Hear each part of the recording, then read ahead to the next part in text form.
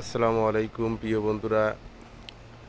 আজকে রাত্রে ছোট্ট একটা ভিডিও নিয়ে চলে আসলাম। এই যে মক্কার শহরের রাস্তাঘাটের অবস্থা দেখতেই পাচ্ছেন, ঠিক আছে। এখানে এখন রাত বাজে 11:30, 11:31, ঠিক আছে। এই যে মক্কার সেই ঘড়ির টাওয়ার। বিশেষ কথা হচ্ছে আমি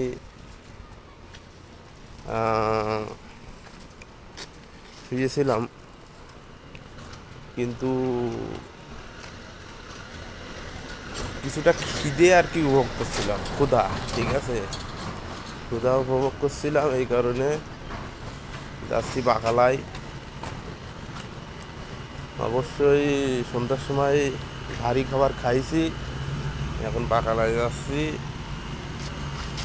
দেখি কি পছন্দ হয় আর কি খাতির করে সেরে খেয়ে আর কি আবার রুমে যাবো, ঠিক আছে। এ হচ্ছে মক্কা শহর, ঠিক আছে।